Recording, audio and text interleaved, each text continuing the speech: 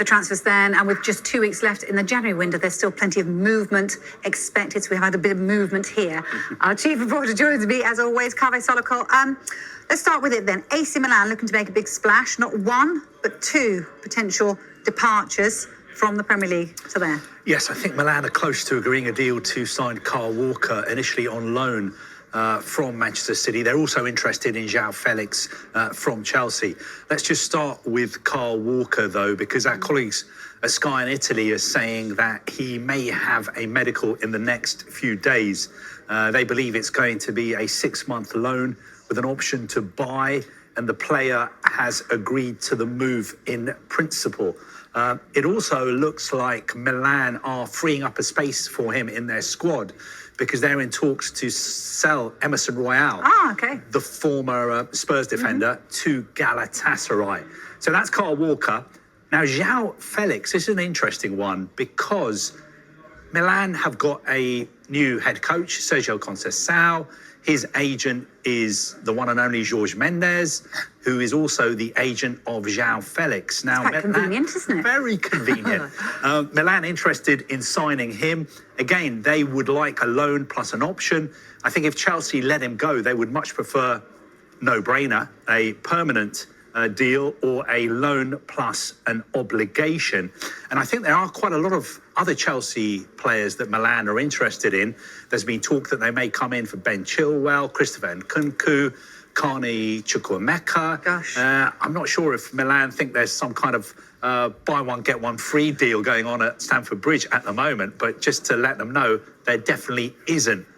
These players are not for sale. No. But obviously, both of us know in the transfer market, every player does have his price. They certainly do. Where does this all leave Marcus Rashford? Because there were talks about him going to AC Milan. That's cooled a bit, hasn't it? I think some people may be getting a little bit frustrated about how much we're talking about Marcus Rashford because they'll be watching, reading, saying, why do they keep talking about Marcus Rashford? Because nothing's changed. Well, what are the actual developments? Well, I don't think anything has changed publicly, but behind the scenes, obviously his representatives are having talks with lots of interested clubs. Everybody knows that he's on big wages at Manchester United. For United to let him go on loan, they would want all his wages paid. But I think interested clubs know that the closer you get to the deadline, the more likely it is that United will be willing to subsidise his wages. So interested clubs would potentially get a much better deal in 2 weeks' time, closer to the window closing, closer maybe even on deadline day. I think when it comes to AC Milan, I don't think they are going to progress their move for him, according to Sky in Italy. We've been talking about the fact they can only sign one player from the UK. And if they get Kyle Walker, that would mean that they wouldn't be able to get Marcus Rashford. And I'm not sure they could afford his wages at the moment. Yeah, Zlatan waded in at the weekend, didn't he? Sort of talking about Kyle Walker as well and saying how that was a positive thing to I think he was asked a question about Kyle Walker and he gave a sort of answer. And then that answer was put to Pep Guardiola, who didn't really want to talk about it very much. He just said, if Ibrahimovic said that, then that's what he said, I think. Which is great. Actually, it makes sense, doesn't it? Yeah. But what about the other players from Manchester United? Because it's not just Rashford, actually, is it? Alejandro Garnacho and Antony could be on their way as well. I mean, Garnacho and Antony. I remember 2.5 years ago when United signed him, one of the most expensive signings in Premier League history, cost, I think, an initial 81 million pounds. Arrived, so much publicity, so much hype, but you have to say he has been very disappointing. I think he's only scored 12 goals. He's become a bit part player.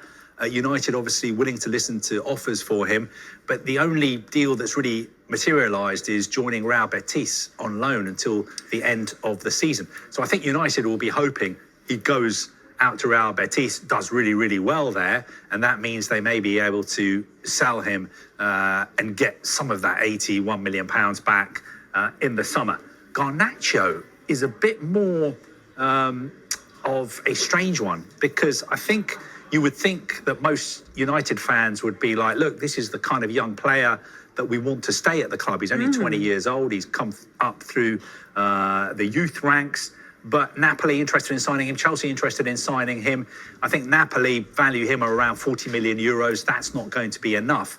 I think if United are to let him go, it would need to be for something closer to 60 million pounds. United also, we're being told, are willing to listen to loan offers for Tyrell Malacia, the left back who's had a lot of injury problems. Yeah, gosh, so lots of outgoings then. What about any potential incomers for poor Ruben Amorim? Well, I think the one area of his squad he really wants to strengthen, I mean, there's quite a lot of areas, but I think his priority at the moment is left back, left wing back. Luke Shaw has been out the whole season. Tyrell Malacia has been injured. He's come back.